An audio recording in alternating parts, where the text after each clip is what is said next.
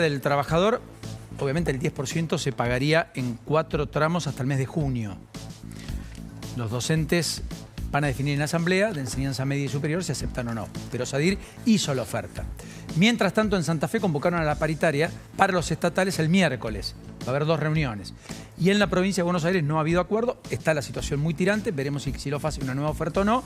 La del 2% terminó siendo rechazada de plano. Bueno, mientras tanto, hay definiciones judiciales no menores de Sebastián Casanelo, sobre la causa Andis. Exactamente, Paulino. Un fallo de 307 páginas en las que el juez Sebastián Casanelo termina procesando a Diego Spagnuolo, nada más ni nada menos que como jefe de una asociación ilícita. Le endilga el delito también de negociaciones incompatibles, defraudación agravada por ser cometida contra la administración pública y además cohecho pasivo. La actividad desplegada, dice el juez en una parte de su fallo, por una organización que estaba armada por funcionarios y particulares para generar ganancias millonarias a partir de indebidas contrataciones públicas.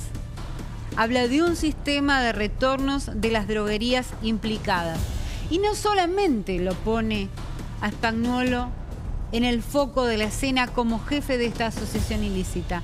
Para Casanelo, Garbellini, Calvete y Achabajian formaban parte de esa asociación ilícita. En el caso de Calvete y Achabajian, para el juez eran los cerebros externos, porque recordemos que ellos no trabajaban en el organismo, pero eran nexo con estas droguerías.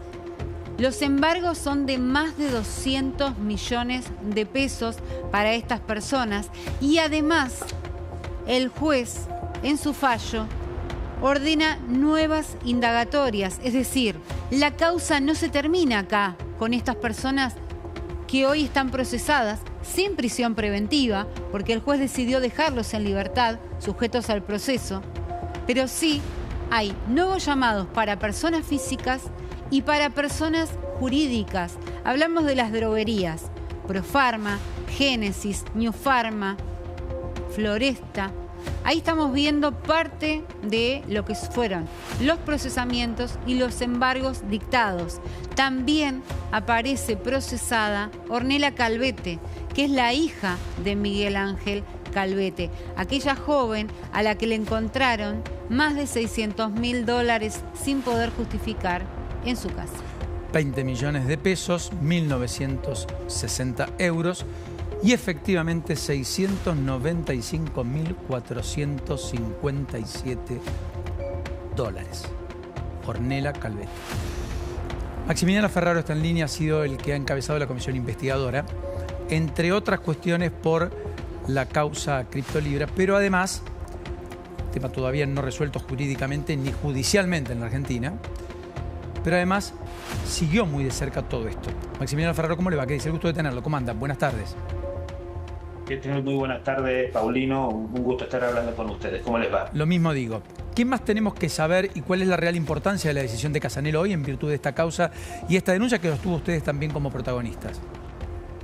Sí, digamos, a mí me gustaría resaltar, ¿no?, que la Agencia Nacional de Discapacidad fue cooptada por esta banda de delincuentes, en donde también el juez Casanelo, y esto lo quiero remarcar muy fuerte, Paulino, estimó que como mínimo el esquema de sobreprecios y coimas de fondos fueron superiores a 6.000 millones de pesos. Exacto. Solo en una muestra de fármacos analizados en lo que es la denuncia, ¿no? Y acá es donde entramos a cuando se confunde por parte de estos funcionarios que delinquieron y constituyeron una asociación ilícita, se confunde lo público y lo privado, y el resultado son estos hechos de corrupción que en donde quienes pagan estas malas decisiones de los funcionarios públicos son nada más ni nada menos que las personas más vulnerables. Y en este caso, Paulino, recordemos la discusión que se estaba dando en su momento en lo que era el financiamiento de todas las áreas o prestaciones de discapacidad, ¿no? Y esto a su vez lo que marca es un claro patrón de conducta, de confundir lo público y lo privado, que lo hemos visto en la Agencia Nacional de Discapacidad, lo hemos visto con el caso Libra, lo hemos visto también con el pago de compra y venta de candidaturas o compra y venta de audiencias a lo más alto de la esfera del poder. Y ahí surge un interrogante, ¿no? Que nos hacemos todos y que se lo hace el ciudadano de a pie. ¿Spañuelo para quién trabajaba? ¿Cómo Spañuelo no tuvo el control del ministro de Salud, Mario Lugones?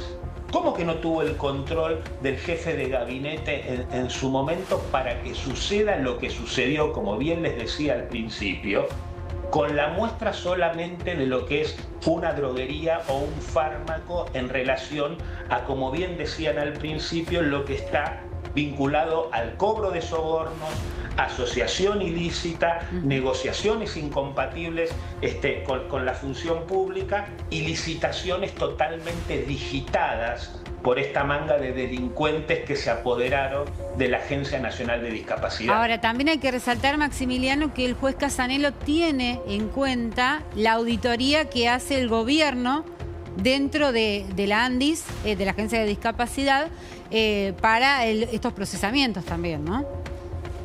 Sí, por supuesto, y lo bueno es que estuvo corrido para no entorpecer o ensuciar la investigación, que la verdad que hicieron de forma muy acelerada el fiscal Picardi y la propia resolución del juez Casanelo, que ojalá pudieran copiarlo en algo el juez federal Martínez de Giorgi o el fiscal Tayano, que estamos próximos a cumplir un año de lo que fue nada más ni nada menos que la estafa Libra, y que el presidente sigue sin responder quién y cómo le dieron ese contrato alfanumérico de más de 40 caracteres alfanuméricos ese 14 de febrero, quién y cómo manejaron información privilegiada donde muchísimos argentinos confiaron en el presidente de la nación, perdieron $100 millones y 36 vivos ganaron más de $1 millón cada uno. Entonces, miren, digamos, contraponiendo, ¿no?, la celeridad que en este caso tuvieron tanto el juez Casanelo como a la hora de investigar el fiscal Picardi, y cómo duerme el expediente de manera preocupante con el juez Martínez de Giorgi y el fiscal Tayano con respecto a la causa Libra, que ya ni siquiera es decirle, bueno, ¿cómo ningún funcionario fue citado a declarar? ¿Cómo no fueron citados a declarar marginales del mundo cripto que llegaron a las más altas esferas del poder en más de 16 oportunidades, habilitados por la Secretaria General de la Presidencia en reuniones en la Quinta Presidencial y la Casa Rosada? En ese sentido, nunca el gobierno desmintió lo que Clarín publicó del acuerdo entre Hayden Davis y el propio Javier Milei, ¿verdad? Así es. Bueno, eso quiere decir que no, digamos, que con la última investigación que se dio por parte del periodista Mariano Vidal para el diario Clarín, que no solamente es confirmar el contrato de confidencialidad que firmaron Davis, que era el ciudadano norteamericano, impulsor de Libra en los Estados Unidos, sino también la base operativa que se montó en Dallas el mismo 14 de febrero con estos personajes que habían rodeado al presidente de la nación. Ahí vuelvo a lo que les decía al principio, ¿no?